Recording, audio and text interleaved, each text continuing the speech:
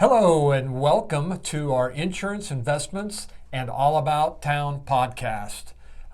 This podcast is going to be dedicated to empowering listeners with knowledge they need to navigate home and auto insurance, healthcare insurance, and make smart investment decisions and stay informed about local happenings. We provide insights and practical advice, helping you preserve your future while staying connected to your community. Tune in as we break down complex topics into actionable steps for a better, more informed life. With me today, this podcast is brought to you by Tara Lavelle with Von Fire Insurance. I'm Eric Sporing with ECS Capital Investments. And today we have Joey Zarillo, our special guest today, to talk about real estate here in the Kansas City Metro. Welcome, Joey. Thank you. Thanks for joining us. Let's kind of get started a little bit here and talk about healthcare and insurance and things of that nature. And Tara, you're with Von Fire Insurance. Been doing healthcare for, I think, like 20 some years. Yep, been in insurance a very long time. That is That's a very true. long time. That is a very long time. So tell us a little bit about what's going on in the healthcare world right now. And Sure. What's new out there? Boy, there's actually a lot that's new. This is a busy time of year. So whether you are in an individual marketplace plan, your open enrollment is coming up November 1st through, I believe, January 15th. Maybe you are a Medicare Advantage or Medicare supplement recipient. Those open enrollments start, I believe, October 15th. Lots to talk about there. There's actually a lot of disruption in the Medicare industry right now. So there are a lot of changes coming up. I advise anyone who currently has a plan to reach out to your broker, or if you don't have a broker, I know somebody, and just talk through those changes. So there's some really significant changes to Plan D. That's your prescription drug plan. There's also some really large insurers leaving the Medicare Advantage space. So if you happen to be with one of those insurers, it's definitely time to revisit, get yourself on a new plan. I think what people don't realize in Medicare specifically is that really needs to be reviewed annually to make sure you're getting all the updated benefits. Make sure you're in the best plan for you. Obviously, supplement plans are all kind of built the same, but Advantage plans, there's definitely some difference in the perks you're receiving. So that's important. Lastly, group benefits. So I specialize in smaller employers. So as few as 2 lives up to a couple hundred. Would really kind of be my sweet spot. It's open enrollment for most companies. Almost everybody has a January 1 start date. That is not an actual rule, but a lot of people just stick with the calendar year and fiscal year being the same for their health benefits. So we're about to hit open enrollment season there. So that's time for employers to review plans, make changes. You as the consumer in an employer sponsored plan, it's time for you to review your benefits. Maybe you'll have new benefits this year. Maybe you'll have a new carrier. Maybe your deductible has gone up. So it's probably time to really sit back and review what you're offered and make those decisions as well. So yeah, Q4 is a crazy time in health insurance. It's I will be running nonstop until about January 15th, and then get a little bit of a lull before you really start kind of already working toward next year's renewals. So Okay, that's awesome. A lot going on fourth quarter, huh? there is a lot going on in fourth quarter. A quick question. I think I remember you saying something. I think you're having an event coming up here this month, next month, or end of this month. I guess we're already pretty much at the end of September. We're so pretty much probably at the gonna end be of October, September, so. yes. So October, going to be doing like a Medicare 101. Does Von Fire have social media? We do. So we have a LinkedIn. You could certainly find it on our LinkedIn. So it'll be just informative. So whether you're getting close to Medicare age, or maybe you're currently in a plan and want to learn about the new rules and new offerings for 2025. It's a really good, simply informative, no sales pitch, just really trying to make sure people are educated so that they can make the best decisions for them. And I'll be bringing, I will say it probably lasts an hour, right? Not a huge time commitment, but definitely worth the time spent. Okay, it's awesome. On your small group insurances, I know you said you're looking, 2-person to what? What's that sweet spot? So 2 to 150, 200 is really I know that doesn't Small sound company, small right? to you, Yeah, it's not right? small. I know that doesn't sound small to you, yeah. but there are plenty of employers out there that are more like mega employers. Okay. That's certainly not my sweet spot. I will say my favorite employers to work with are small business owners. Yeah. It's where I find people need the most help. So a small business owner they are HR, they are, accounts receivable, accounts payable, you know the drill. All the hats. And imagine having 10 employees you're also responsible for. Yeah. So if I can lessen that load as an extension, of essentially their HR department, and make sure we're offering good benefits to help with retention, that's who I really enjoy working with. So That's good. No. What else? Anything else we need to know about in the healthcare world? Healthcare world, I think I've covered it covered for it. now. That's yeah, it? and I you feel covered like it in like 7 minutes. I feel like in future episodes we can kind of dive into how to select a plan maybe, or what you should be looking for, what your maximum risk really is, and how to read that in a plan. So there's definitely some things we can touch on, but we'll stick with the broad stuff for today. All right. Make it easy today, I guess. Very nice. Taking it easy on us. Right. So, well, if you're finished. Yes. Oh, you're yes. finished. All right. Well, then I guess I'll go then, right? Yes, I'm Eric, next. it's I'm you. next. This is Eric Sporing. Hi. Nice to meet you. I was going to talk a little bit about, I'm a financial advisor. Own my own company, ECS Capital Investments. Been a financial advisor for almost 15 years. When it comes in January, it'll be 15 years. So I've been doing this a little while. But today I want to talk a little bit about you guys have heard, there's an election coming up. Did you guys hear that? Oh, I had no idea. Yeah, there's an election coming up. So I want to talk a little bit today about, election and, investing. One thing, people are always like, hey, I don't like this candidate. I don't like that candidate. The market's going to tank when if this person gets in or this person gets in. Really, when it comes to investing in politics, it's more about the policies. It's the policies that those candidates put in place that drives the market. They're not really, the market doesn't care who gets in, who doesn't get in. Once again, they're just worried about the policies that these candidates are going to put in place.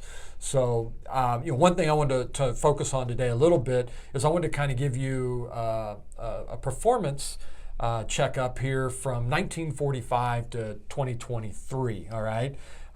We've had 39 single years. So think about this. I know presidencies, right? Those last 4 years. Yep. But if we break that down into, we have a president, we break it down into every single year.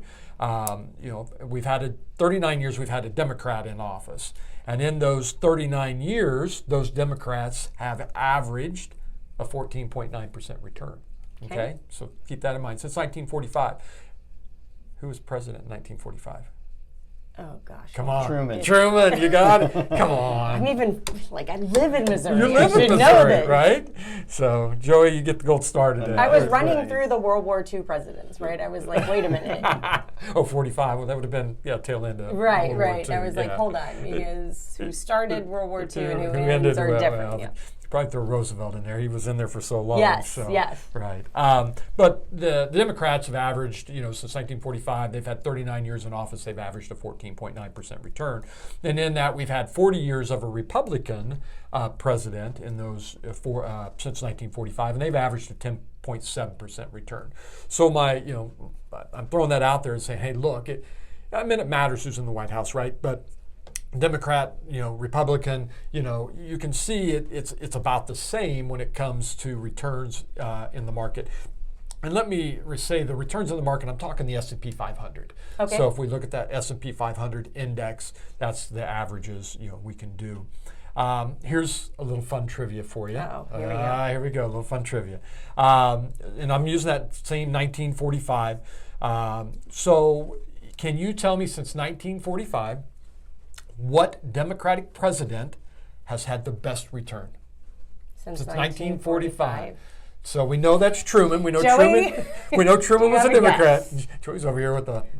Joey's like, I didn't know there was a history lesson this morning. I should have studied. So there's JFK somewhere in there. There's Yes. Bill Clinton Yep. somewhere in there. Yep. I'm going with Bill. Well, I was going to say, you've got two Democrats and one of them's right. So, All right, yeah, woo. it was Bill Clinton. Bill Clinton had the best performance of 17%. And once again, we're using the S&P 500. Okay. So, can you give me the worst return by a Democratic president? You were close with one of your two picks. Close. Wait, close. So Bush. He's Republican. Oh, so it had to have been. Yeah, I'm so sorry, a Jimmy- Democrat. It's a All right. Democrat. It sorry. is a Democrat. It is a Okay. Democrat. Yeah, can you Okay. tell me the Carter? worst performance by a Democratic president? Jimmy Carter? Ooh, close. No. Okay. But no cigar. I have nothing. You said JFK earlier. Oh, I did. Okay. Is it JFK? No. Oh. Who followed JFK? LBJ. LBJ. LBJ had the worst return by a Democratic president, and guess what? It was actually plus 10. He had a 10%. And That's that was the worst. worst? That was Okay. worst since 1945. So now let's jump over to the Republican side. The best by a Republican. You guys are looking at my. Oh, I can't even read that far. I need okay. readers. Okay. Can you tell me The best by a best Republican. And it's fairly recent. Okay. Fairly recent. Fairly recent. A Bush. No. Oh. No. Trump. Trump. Yep. Trump has. Oh, had, that's really recent. that's what I'm saying. not fairly recent. Trump, I feel like I'm on password. Hint. Right. I feel like I'm on the password. The game show. It's really. Yeah. Yeah. Trump. He had a 16% return on the S&P 500. The worst. His name has been said here already, or one of them have been said. I don't know which one. Somebody just threw out the word. Oh, gosh. The worst. Oh, it's a Bush. then. It's a Bush. Yeah. Somebody said Bush. George W. George W. Actually, he had a negative 4% return during his 4 years. Now, keep in mind what happened during his presidency at the tail end. Absolutely. 9/11. Yep. 9/11. So, so as you can see, really, once again, it's not about who's in office. I mean, everything is pretty equal. It's just those policies. But And/or events. Huh? And/or events. Oh, and/or events. That's Sure. Joey. That's actually a very good point. It's events. I mean, 9/11. LBJ.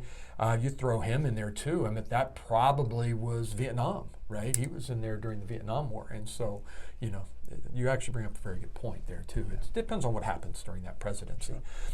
Here's some fun, interesting facts when we talk about what drives the stock market. So. If the Super Bowl winner is AFC or NFC, so if the AFC wins the Super Bowl, that year the market averages a 17% return. The S&P 500.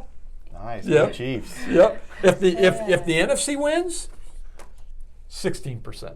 Oh, okay. So once again, kind of rooting for the Chiefs, though, right? We'd rather have a 17% return. Absolutely. Even or odd year? Even year, 12% return. Yep. That's So, right. So, odd year, 23%. So come see me in the odd years. And Right. I can deliver good news. So everybody's happy. Right. 12%. No, I'm still happy at 12%. Heck But yeah. yeah. Groundhog Day. Saw a shadow, Okay. 12% return. 12%. Didn't see a shadow, 20%. Oh, wow. Wait, but what brings spring early? Do you know?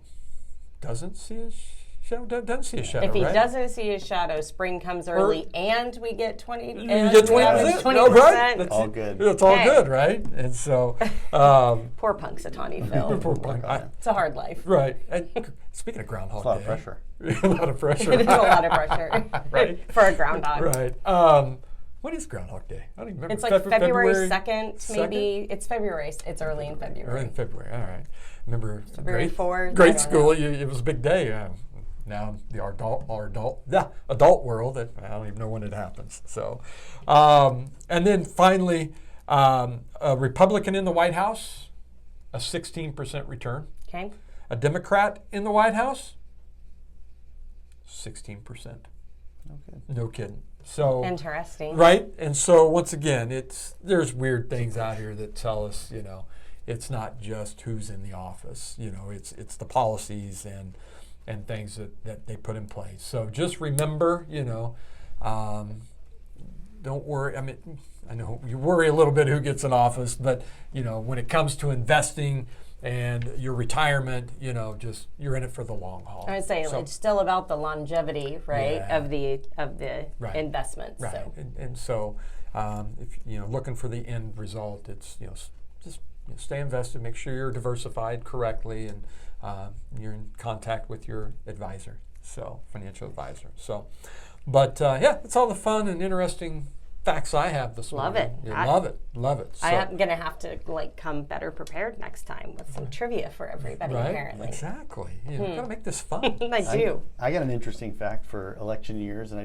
just heard this last week. But we have typically this time of year in October, it'll dip the number of listings that we have that go on the market by about 8%. But during an election year, it drops by 15%.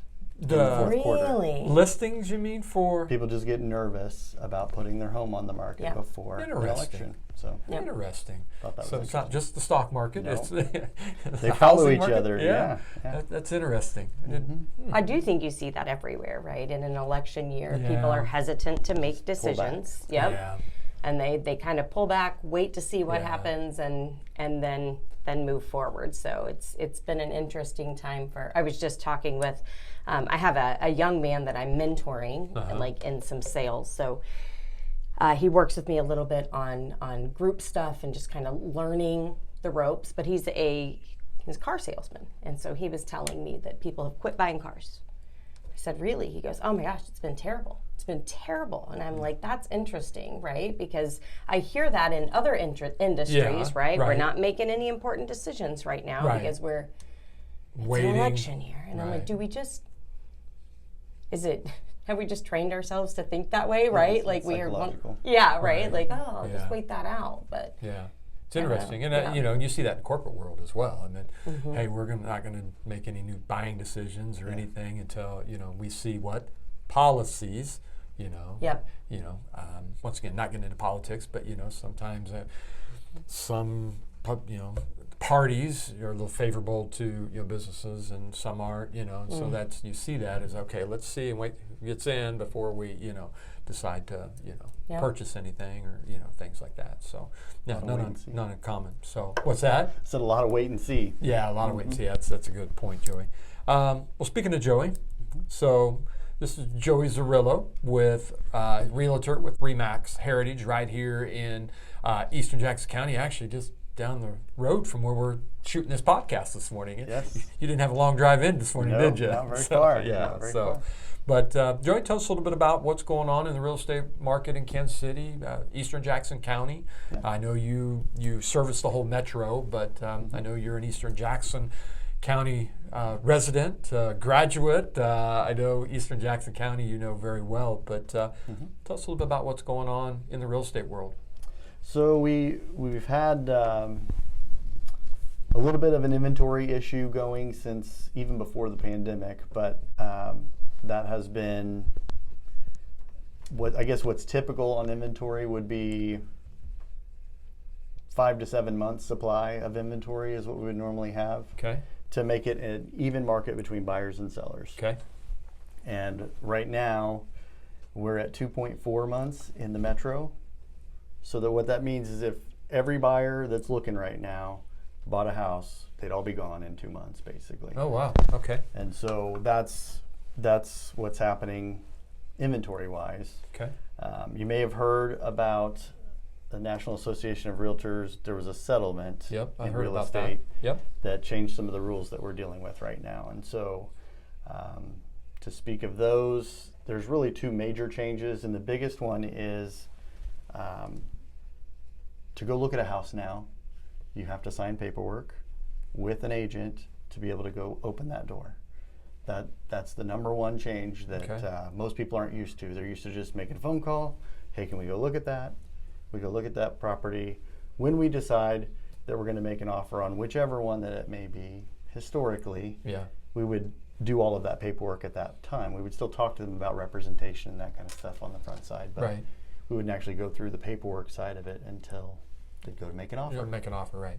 So that's a big uncomfortable stop right now for people who are just thinking, I want to go look at that house. Does that bind them to you? So it does, but the good thing is it can be drilled down to just that specific property, or it can be for multiple properties during that day. It could be what I typically am helping somebody. I'm going to help until I can get them their goal of finding whatever that may be. And that default for me is usually like a 6-month period that you're tied to me. And I've always had the option to say, hey, if you feel like I'm not doing a good job for you, we can part ways, and I'm never going to hold somebody to that. But it just makes it more official now. So somebody goes and looks at a house, you know that you're going to be paying that person to go and help you do that. Now, the other major difference on the selling side is that on the front side before, we would negotiate with the seller to pay a full commission, paying for not only to list the property, but also to have some incentive for a buyer's agent to bring somebody to show that house. Well, now we can't show that in our multiple listing service system. We cannot show that buyer side commission that's available. So with that, now all of that has to be done on the contract, and you're requesting to pay for that on the front side, or if that seller is not willing to provide that, then the buyer needs to know, and that's the importance of having the paperwork on the front side, that there will be some compensation that will be needed from you, whether that's something that you're paying out of pocket, whether you're trying to finance that through the loan of the home, whatever it may be. But this person has to get paid to help you through the process, some form or fashion, and here's how we're going to do it. So as agents, most people that are selling are still offering that incentive. It just has to be a conversation and through the paperwork to be able to get that paid. Not everybody's willing to. I've got somebody right now that says, I will not pay a buyer commission, and he's just hoping somebody shows up. And we've done that for the first time. I've been in real estate almost 7 years now, and in 7 years I've never had somebody have that problem. So usually it's expected, and so you just have to have a different conversation and say, okay, well, we're going to wait for somebody who doesn't need that or is coming unrepresented.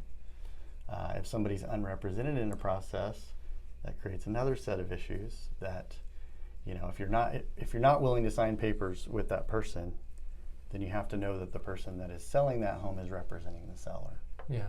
And so if you're calling a sign and calling the agent that's on that sign, that person's representing the seller first and foremost. So it's just talking through those pieces and understanding how it all works. But so are you seeing a lot of pushback on this, Joey? Not really? So I've had me personally going and having that.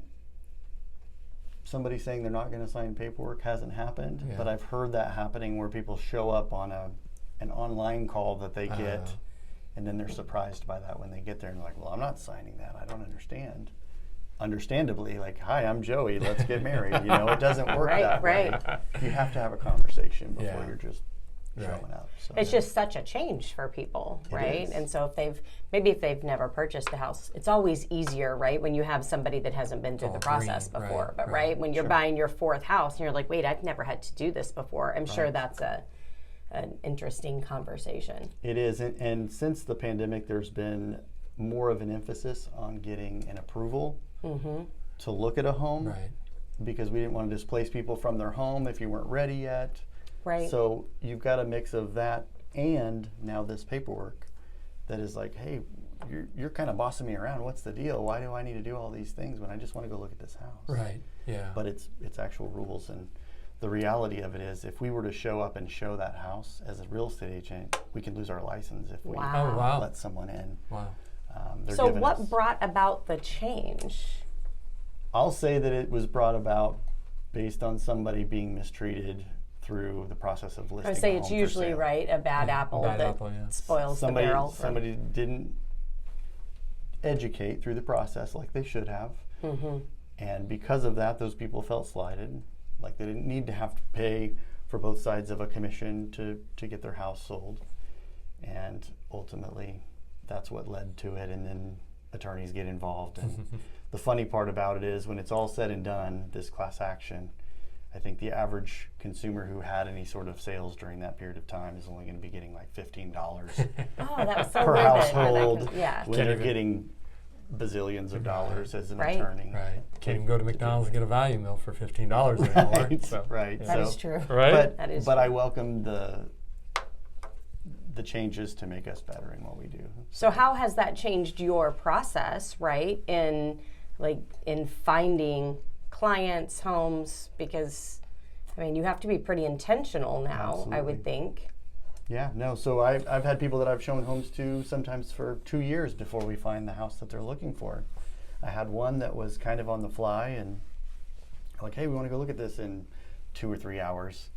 Like, all right, well, before we go this next time, I've got to get some paperwork to you. And then you've got appointments that are happening leading up to that. So now I got to lean on somebody to get some paperwork drawn up and ready so that the electronic signatures can happen before we walk in that door. Oh, so my goodness. that's how it's affected me personally. Mm-hmm.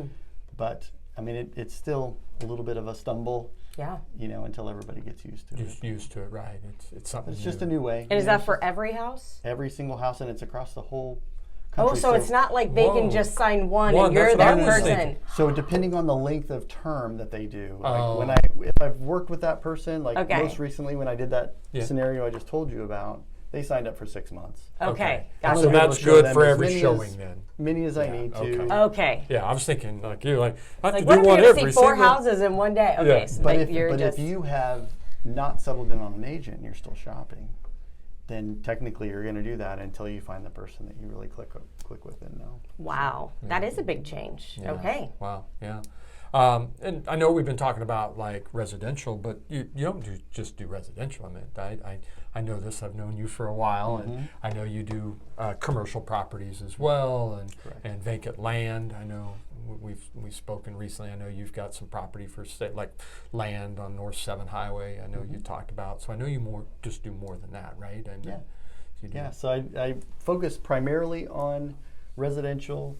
I've got clients that are business owners, and I help them whenever it comes to buying and selling commercial real estate as well. Wow. And so most recently, that lot you're talking about is some land on North 7 Highway that I'm helping somebody sell that is an investment property. And I've got a lot of different people that we've done things, all different types of commercial options. But the biggest thing with commercial going right now is that since the pandemic, people aren't going into offices nearly as much. And so office space is taking quite a bit longer to fill than it used to.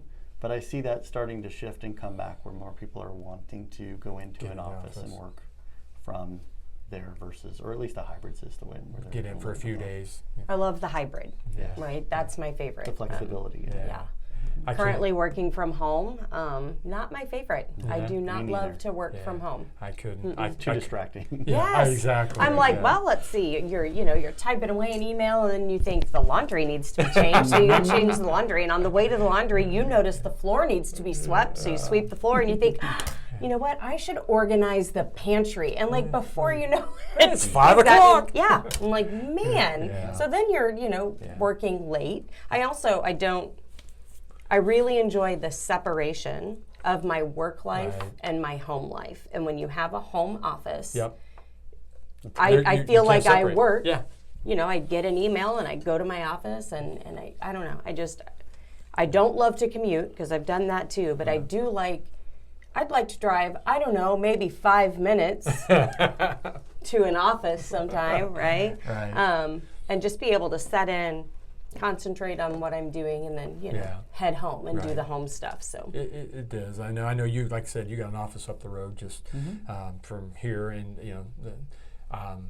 during the pandemic, my wife's a school teacher, so where was she? She was at home, 2 kids at home, and so I'm with you. I mean, I couldn't. Too many distractions. I had to come into the office. That's just me, so it's not a big, big deal. Let's go walk the dog. Right. Yeah. So if you guys find me knocking on your office doors with a laptop in hand, just let me in for a few hours. Just for a few hours. I'll be quiet. I just need to get out of my house. I thought of a hot seat question for Joey. Uh-oh. Okay, so all right. Well, we just finished Blue Springs Fall Fun Festival, right? So I hope you all attended. I know that I did. Spent all Still weekend. recovering. Yeah, still recovering. We all worked. But this is my question. Timmy burger or smoked turkey leg? Ooh. I know, not even That's a nice. tough I'm going to one. make It's a Wow. tough one. Yeah.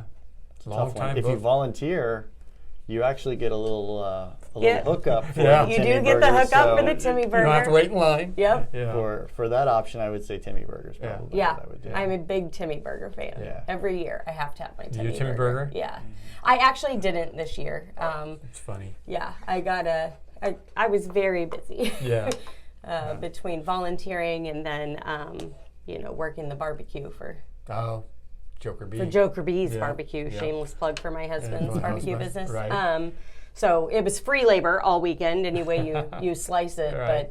But I made a trade this year for food. Really? Yes, so I traded a barbecue platter for tacos from Tacos El Sombrero. Oh, yeah. Oh, I love that taco truck. So I went and saw Marisol, and I wasn't intending to trade. I came with my money in hand, ready to go. Yeah.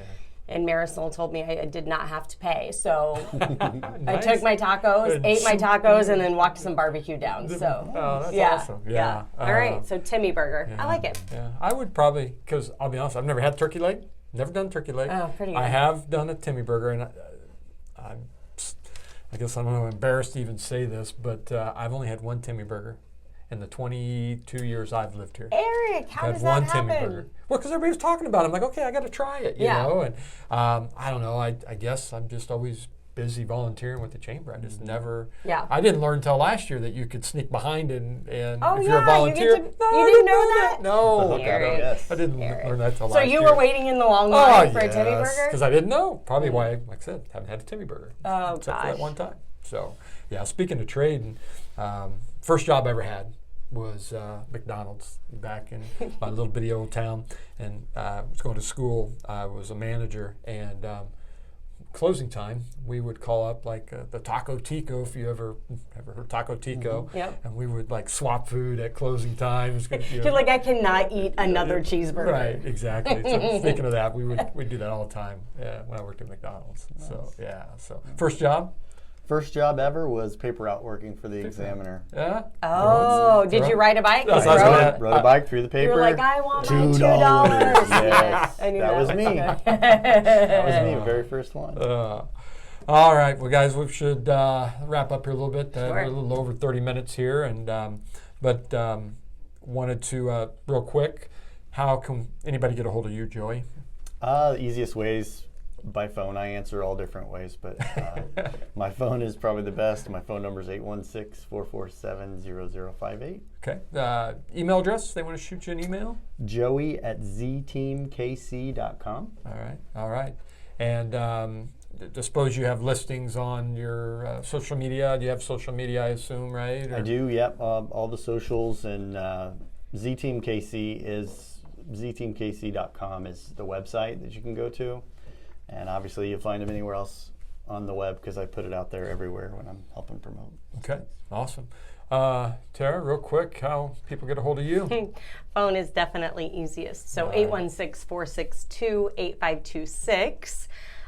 Boy, email, you guys, I feel for you. So it's Tara, T-A-R-A, at Vaughn, which is VAUGHAN. Fire, F-I-R-E, solutions, plural.com. That's a long one. Come on, we only have a 30-minute show. I know. And my personal one is just as terrible. To be really honest with you, I'm not good at selecting email domains, apparently. Yeah. Well, I'm the same way. So you can get a hold of me, 816-510-9067, or it's Sporing at ECSCapitalInvestments.com. Yep. See, there you go. So anything else to add before we exit stage left here, guys? No, I'm excited to see what the next podcast will bring. Yeah, we'll see. So come join us next month for our next podcast. I want to thank Joey Zarillo with Remax Heritage for joining us today. Tell us a little bit about what's going on in Eastern Jackson County and in the real estate world. Tara with Vaughn Fire HAN Solutions with the healthcare update. And once again, I'm Eric Sporing, ECS Capital Investments. Until next month, we'll see you then. Thank you.